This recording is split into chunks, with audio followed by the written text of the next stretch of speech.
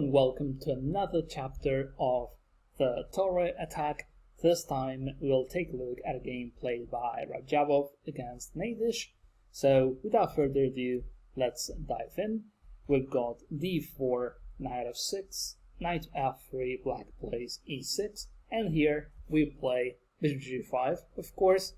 Now we'll see a different approach from black, which is playing an early c5, and here white goes e3. So we could have played c3 as well. Now e3 is a natural move, and we don't really have to worry about black playing a move like queen b6.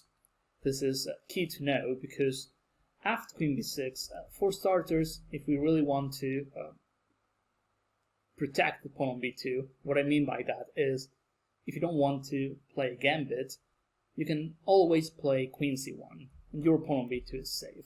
There's no risk that pawn on d4 is protected. If he goes knight e4, we can simply move our bishop back, h4, f4. Eventually we'll get rid of that knight on e4. What I've learned from analyzing positions like this one is that eventually we'll find a way to trade that knight off, and the resulting position is usually better for white, because after the trade, let's say we play queen takes, now black's missing a defender on the king side. So don't be concerned about black being over aggressive right from the get-go, because we've got a lot of ways to deal with that. For instance, after queen b6, as we mentioned, queen c1 works. Now we can play in some lines, we can try something like knight to c3. Taking the pawn is usually a risky business for black. Here we play knight b5. We threaten to play knight c7. In a lot of lines, rook b1 is trapping the queen. For instance, if he goes knight a6, stopping knight c7, here we can just play a3, and he's going to lose the queen. Rook b1, bishop c4. There's not much black can do here. In fact, there's an even better move order. This is winning for white. However, after knight a6, bishop takes f6 is even better, because now we remove the knight e4 counterplay from black. So after bishop takes, pawn takes, now we play a3, and now he doesn't even have knight e4, and there's no way for black to save the queen. Pawn takes, here we can just play bishop c4, pawn takes, rook b1, check. Here we can even ignore the check. Well, cannot really ignore it, but what I mean is we don't really have to take the pawn. We can just play king f1 just to avoid any checks, and as you can see, that queen on b2 is trapped. Therefore, there's always a way for white to find counterplay, and don't be concerned about an early queen b6 from black. That's the message. Worst case scenario, we got queen c1, and that's it. We've got a simple and solid position, and there are ways to sacrifice the pawn. Usually it's not a great idea for black to take it, so knight c3 is an option. Knight bd2 is an option as well. Again, if he takes, he's likely to end up in a, I would say, a risky position. Here we don't really have a way to trap the queen, because knight c4 has got queen c3 or queen b4. What we do have is we can take, we can destroy black's king sides right from the get-go. Now we play bishop b2, bishop d3, which is castle, and again, what we've got here is a position where just got the queen on b2, he's got no development, and I don't think this is a great deal for black, just for being up a pawn. So what we'll see in this game, after c5, e3, we'll see black playing a safer approach, which is bishop to e7. We will get lines where black plays queen b6. We'll see games where black plays an early queen b6. But I just wanted to, as a heads up, I wanted to mention the main concepts after black getting the queen out at an early stage. So after bishop e7, here we'll play knight b2. Now we've got most of our queenside pieces out. I mean knight d2, c3. Now it's too late for black to even consider queen b6 because that runs into knight c4, attacking the queen and also protecting the pawn on b2. So here black plays d5, we play c3. Now, as we mentioned before, now that we've got a safe queenside, now that we've got a lot of pieces out on the queenside, queen b6 doesn't achieve much for black because we could play queen b3. That's an option we didn't have before. We also have rook b1. Now, it's even better for us because we can just put our rook to good use on b1, not only protecting the pawn on b2, but also at some point we can take on c5 and play b4. So rook b1 here, which is protect the pawn, will play bishop d3. And if he ever plays c4, which is not a great move, by the way, because black loses all the counterplay he's got in the center. Now we can even react with b3, e4, and we'll have a fantastic position as white. Now that the center is closed, we can even play knight e5 and f4, which is a standard way of playing this as white. So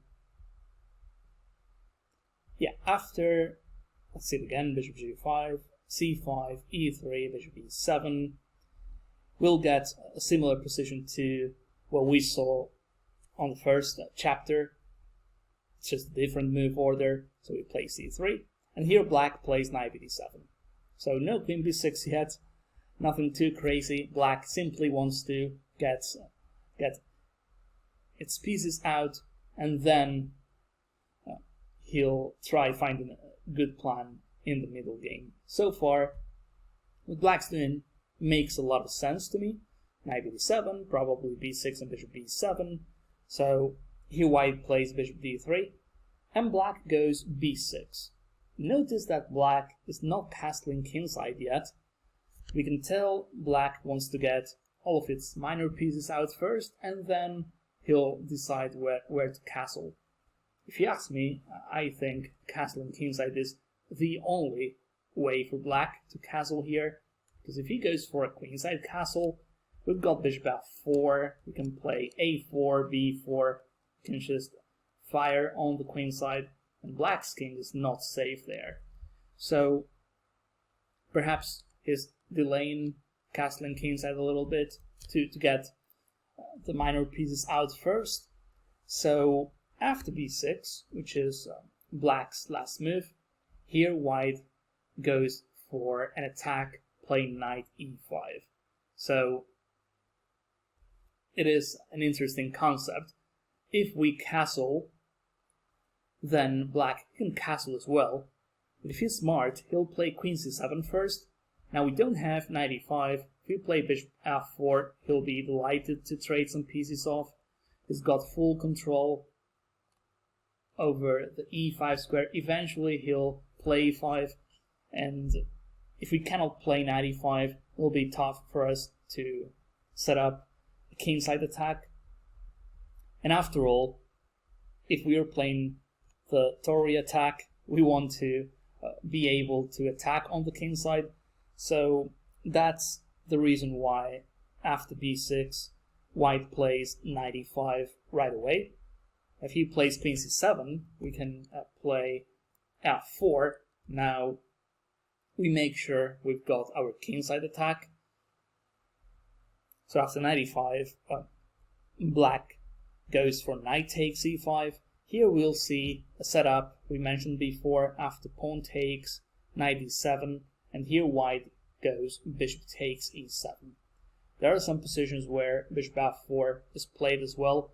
Here we just go for the trade. After all, we get his best bishop. So queen takes e7 and f4. Alright, so after f4, now, as you can probably guess, black has a natural move, which is castling kingside. It is not the best move for black. It is hard to tell if you don't know theory here. Now, that being said, it's not easy for black to find the move. I mean, it's either castling kingside or maybe bishop b7. Because f6, I mean, if you know the theory, if you've seen this position before, then f6 might be easier to play. Still, with the king on e8, f6 is not an easy move to play, and even if black plays it, I believe white's still slightly better, in my opinion. When I say slightly better, I mean white's position is easier to play. So let's take a look at some options here. Let's see f6. Let's start off with f6. So for starters here, we can just take, just for the sake of simplicity. The engine likes castling short. I feel that's interesting, of course. If he takes, apparently, pawn takes, knight takes e5, runs into queen h5. Okay, fair enough. Knight f7, only move. Now we take, and apparently this is winning for white. Well, probably, because we've got rook f4 and rook f1. Now, it doesn't have to take the pawn e5. It can play something like queen g5. And still, it is better for white because we've got more development. We are miles ahead in terms of development and initiative. So, this line is worth considering, of course. Castling here. Perhaps black can play something else other than taken. Again, just for the sake of simplicity, I like taking on f6 here. If he takes with a pawn, then we can just play e4, and again, it feels like our position is easier to play. We'll play queen e2. We can even castle queenside or kingside, depending on what black does. And, I mean, so long as we've got queens on board, it's flimsy for black. I don't really like his kingside and center. Those pawns there, I would consider those weaknesses. And the point is, it might be slightly better according to the engines. I mean, white is better, but black, it only takes one mistake for him to be in a losing position. It requires a lot of precision from black, and that's what concerns me. If I was playing black, I would be concerned about making a mistake here. The same goes after knight takes f6. Here, we can just play e4. I really like e4 here. We could try something like knight f3, knight e5.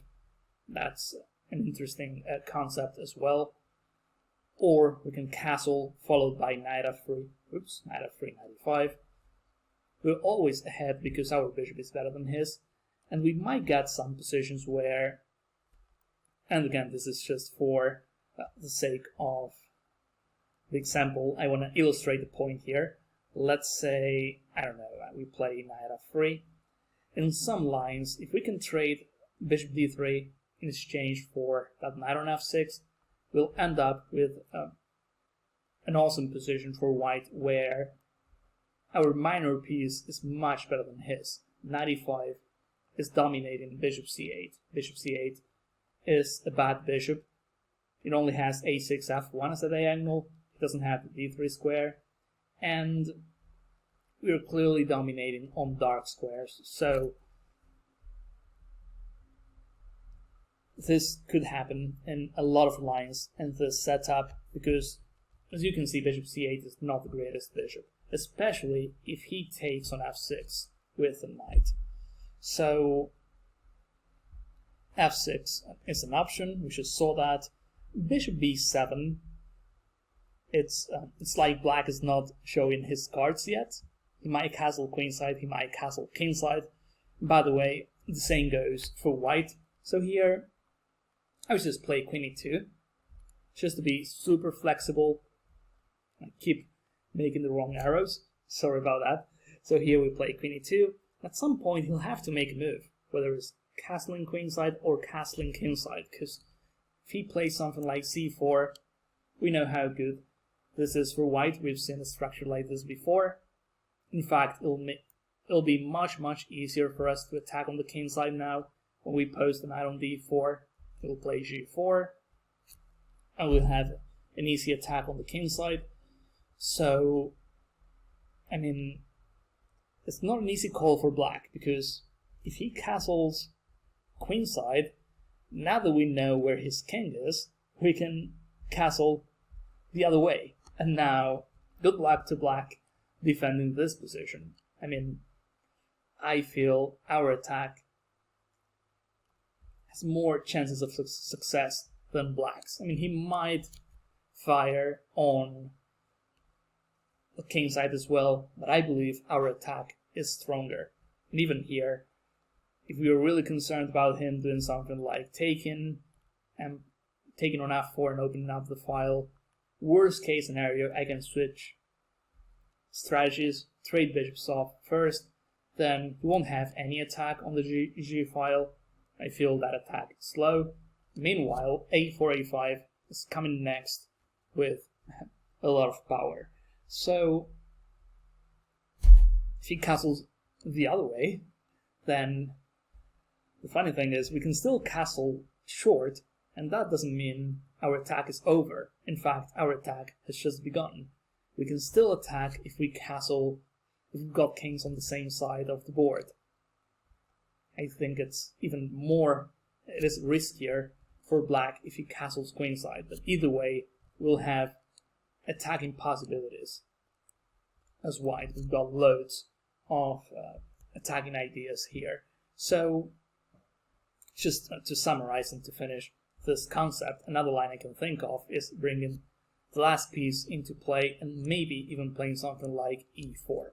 So, after bishop takes, queen takes, f4, bishop b7, we saw that.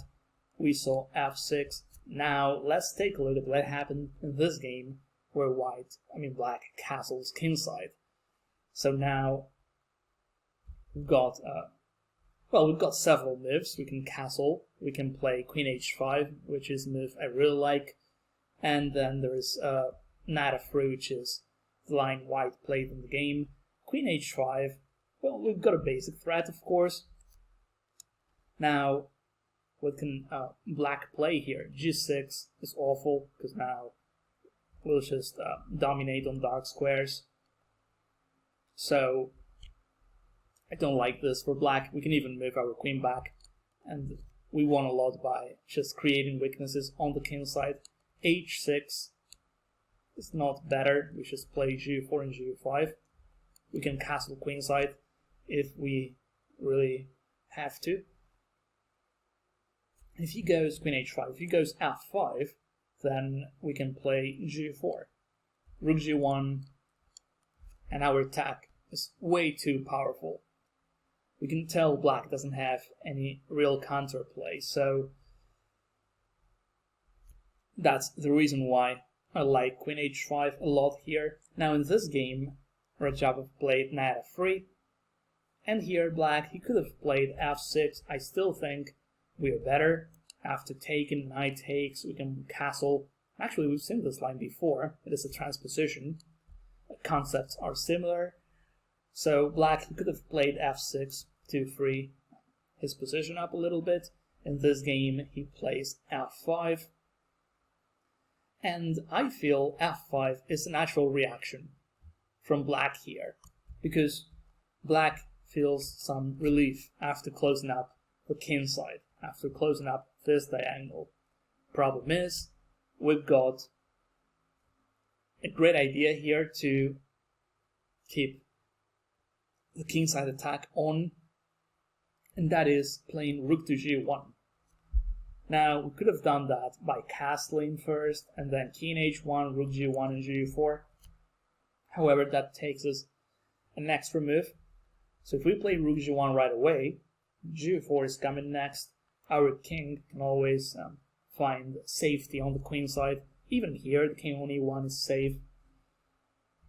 And black will have a tough time here defending on the king side. So here, we could finish our analysis here, but I'll show you what happened in this game. Black goes g6, h4, bishop b7, h5, and black is basically defenseless here. Whatever pawn he takes, he'll create a lot of weaknesses that there is no coming back. I mean, if he takes here, we take on f5, and then we play knight g5. This is already resignable for black, because we'll also occupy the h5 with our rook probably. There are checkmate threats all over the place. So taking on h5 is not an option. Taking on g4, that is what happened in the game actually. And after rook takes, we know taking on h5 is not going to help. And if he doesn't take, then we'll take on g6. So basically, we've got a position where black doesn't have any counterplay. And I think that's happening because our pawn on e5 is so powerful, he cannot place the defender on f6. So after h5, I guess black could try something like rook g8, and then we can take. I'll take with the pawn, even queen e2 here. Cannot play king g7 because we take. If he takes on g4, we just take with the rook.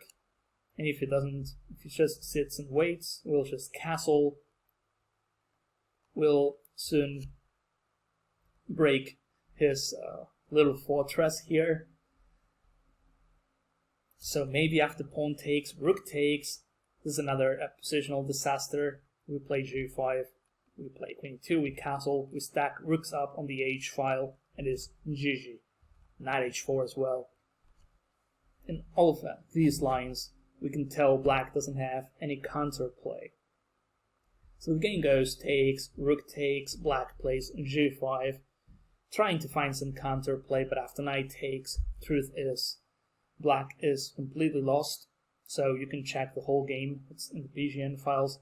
But I was surprised, impressed, because Grandmaster playing black is the top Grandmaster. So if this happened to a Grandmaster of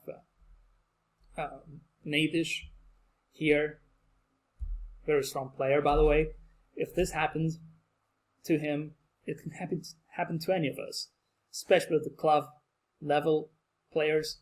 We can get a lot of positions like this one where, in reality, black doesn't have any counterplay, and we can score a lot of wins as white.